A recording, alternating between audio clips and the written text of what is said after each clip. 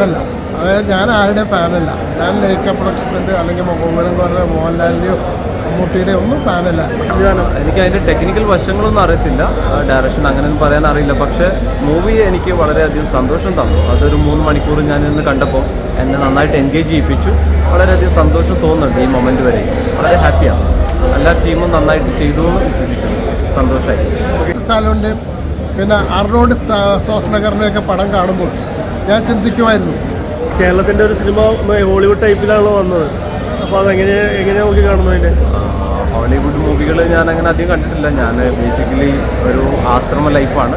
വല്ലപ്പോഴൊക്കെയാണ് ഇങ്ങനെ തിയേറ്ററിലൊക്കെ വരിക. അപ്പോൾ എനിക്ക് ആളും ബഹളവും ഒക്കെ ഭയങ്കര ഇഷ്ടമാണ്. ഇടയ്ക്കൊക്കെ നമ്മളിങ്ങനെ തിയേറ്ററിലൊക്കെ വന്ന് കാണുന്നുണ്ട്. മൂവികളും ഇഷ്ടമാണ്. വല്ലപ്പോഴും കാണാൻ കിട്ടിയൊരു അവസരമായതുകൊണ്ട്. എമ്പുരാനെ കുറിച്ച് പറയുകയാണെങ്കിൽ എമ്പുരാൻ്റെ റിലീസുമായിട്ടൊക്കെ ബന്ധപ്പെട്ട ഒരുപാട് പ്രശ്നങ്ങളൊക്കെ ഉണ്ടായിരുന്നല്ലോ, നമുക്കറിയാം. അപ്പോൾ ഇത് ആദ്യം നമ്മുടെ സുഭാസ്കർ, അതായത് ലൈക്ക പ്രൊഡക്ഷൻസ് പിന്നെ ആൻ്റണി പെരുമ്പാവൂരിൻ്റെ നമ്മുടെ എന്താണ് ആശീർവാദം പിക്ചേഴ്സ് ഇങ്ങനെ അവർ ചെയ്തു. അവർ പടം ചെയ്ത് മുഴുവനാക്കി കഴിഞ്ഞ് തിയേറ്ററിൽ എത്തിക്കാൻ പറ്റാതെ വന്നപ്പോൾ നമ്മൾ ഗോകുലം ഗോപാലൻ ചേട്ടൻ അതിനകത്ത് കയറി ഇടപെട്ട് പടം തിയേറ്ററിൽ എത്തിക്കഴിഞ്ഞപ്പോൾ നമ്മൾ സാധാരണ പ്രേക്ഷകരുടെ സിനിമ കാണുന്നു. അപ്പോൾ നമ്മൾ ആരെയും ഫാനല്ല. അതായത് ഞാൻ ആരുടെയും ഫാനല്ല. ഞാൻ ലേക്ക പ്രൊഡക്ഷൻ്റെ അല്ലെങ്കിൽ ഗോകുലം ഗോപാലൻ മോഹൻലാലിൻ്റെയോ മമ്മൂട്ടിയുടെയോ ഒന്നും ഫാനല്ല. പക്ഷേ ഇവരെല്ലാം ഞാൻ ഇഷ്ടപ്പെടുന്നവരാണ്. ആ നിലയിൽ പറയുകയാണെങ്കിൽ ഞാൻ ഇതിനകത്ത് ആദ്യമായിട്ട് കാണുന്ന തിരക്കഥ സംഭാഷണം, തിരക്കഥ സംഭാഷണം മുരളി ഗോപിക്കാണ് ഇതിൻ്റെ 90% മാർക്ക് ഞാൻ കൊടുക്കുന്നത്.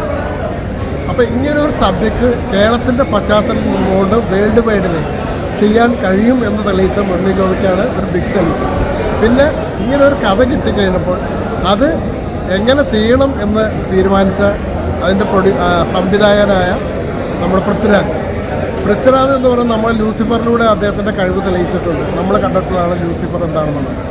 പക്ഷേ അതിൻ്റെ തുടർച്ച എന്ന നിലയിൽ ഈ പടം ചെയ്യുമ്പോൾ പക്ഷേ ആ ലൊക്കേഷൻ എല്ലാം മാറി, ആ കഥയുടെ സ്റ്റൈലും മൊത്തം മാറിയിട്ട് വിദേശ രാജ്യങ്ങളിലൊക്കെ പോയി ഷൂട്ട് ചെയ്ത് ആ രീതിയിലേക്ക് കഥ കൊണ്ടുവന്നപ്പോൾ അതിൻ്റെ ഡയറക്ഷൻ്റെ ഭംഗി നമ്മൾ ശരിക്കും ആസ്വദിക്കും. അതിൻ്റെ കാസ്റ്റിങ് നടത്തിയിട്ടുള്ള ഇതിൻ്റെ പ്രൊഡക്ഷൻ കൺട്രോളായ സിദ്ധു പനക്കൽ എന്ന് പറയുന്ന കാസ്റ്റിംഗ് ഡയറക്ടർ. അതായത് സിദ്ധു പനക്കലിനെ കുറിച്ച് നമുക്കറിയാം. അദ്ദേഹം പ്രൊഡക്ഷൻ കൺട്രോളായിട്ട് ഒരുപാട് നല്ല പടങ്ങൾ ഒക്കെ ചെയ്തിട്ടുള്ള ആളാണ്. ഒരു പേരുദോഷവും ഉണ്ടാക്കാതെ ഈ ഫീൽഡിൽ നല്ല രീതിയിൽ പിടിച്ചു നിൽക്കുന്ന ഒരു ആളാണ് സിദ്ധു പനക്കൽ എന്ന പ്രൊഡക്ഷൻ കൺട്രോളർ. പിന്നെ ഗോകുലം ഗോപാലൻ സാറിലേക്ക് വരികയാണെങ്കിൽ ഗോകുലം ഗോപാലൻ സാറിൻ്റെ വലങ്കായി എന്ന് പ്രവർത്തിക്കുന്ന കൃഷ്ണമൂർത്തി എന്ന് പറയുന്ന എക്സിക്യൂട്ടീവ് പ്രൊഡ്യൂസർ, അദ്ദേഹത്തിൻ്റെ റോൾ ഇതിനകത്ത് ഭംഗിയായിട്ട് വന്നിട്ടുണ്ട്. Is A master brain. അതായത് സിനിമയുടെ എല്ലാ ഇതും പഠിച്ചുകൊണ്ട് ഫിനാൻസ് ചെയ്യാൻ എങ്ങനെ ചെയ്യണം, മാർക്കറ്റ് എങ്ങനെ ചെയ്യണം എന്നൊക്കെ തീരുമാനിക്കുന്ന ഈ കൃഷ്ണമൂർത്തി എന്ന് പറയുന്ന കൃഷ്ണമൂർത്തി സാറാണ്. എങ്ങനെ നോക്കിയാലും പടം ഞാൻ സിൽവസ്റ്റർ സ്റ്റാലോൻ്റെയും പിന്നെ അർണോൾഡ് ഷ്വാസ്നഗറിൻ്റെയൊക്കെ പടം കാണുമ്പോൾ ഞാൻ ചിന്തിക്കുമായിരുന്നു, അതായത് ഇതേപോലൊരു പടം എന്തെങ്കിലും കേരളത്തിൽ വരുമോ എന്നുള്ളതെന്ന്. അതിനൊരു ഉദാഹരണമാണ് ഇപ്പം ഈ പടം. അതായത് നമുക്കും നമ്മുടേതായ ഇതിൽ നിന്നുകൊണ്ട് ഒരു പാൻ വേൾഡ് അല്ലെങ്കിൽ പാൻ ഇന്ത്യ ലെവലിലൊക്കെ പടം ചെയ്യാൻ സാധിക്കുമെന്ന് ഈ ചിത്രത്തിലൂടെ ഇത് പൂർത്തിയാക്കി തന്ന ഇതിൻ്റെ പിന്നണിയിൽ പ്രവർത്തിച്ചത് എല്ലാവർക്കും. ഞാൻ പോയി 2 ദിവസം വർക്ക് ചെയ്തു. ഞാൻ പൃഥ്വിരാജിൻ്റെ സംവിധാനം എന്താണെന്ന് മനസ്സിലാക്കാൻ വേണ്ടി പോയ ഒരാളാണ്. ജീനിയസാണ്, സംഭവിക്കാൻ നിർത്തിയില്ല. സുമാനന്ദേട്ടനും മകൻ തന്നെ ആ അഹംഭാവത്തെ ഞാൻ അങ്ങേറ്റം നെഞ്ചിലേറ്റുന്നു. നന്നായിട്ടുണ്ടായിരുന്നു. അതിനെക്കുറിച്ച് സംസാരിച്ചുകൊണ്ടിരിക്കുകയാണ്. നല്ല അഭിപ്രായമാണ്. എനിക്കും പേഴ്സണലി ഇഷ്ടപ്പെട്ടു. പടം നല്ലതാണ്. മോഹൻലാലൊക്കെ എങ്ങനെയുണ്ട്?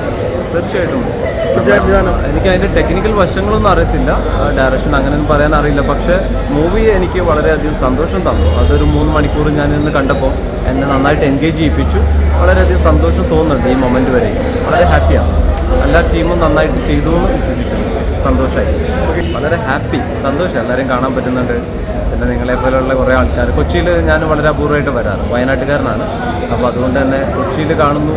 അതുപോലെ എമ്പുരാൻ ഇത്രയധികം പ്രതീക്ഷയോടുകൂടി എല്ലാവരും പ്രതീക്ഷയോടെ ഇരിക്കുന്നു. അതിൻ്റെയും കൂടി ഒരു ഹൈപ്പുണ്ട്. അപ്പോൾ ആ ഒരു ഹാപ്പിനെസ് ഉണ്ട്.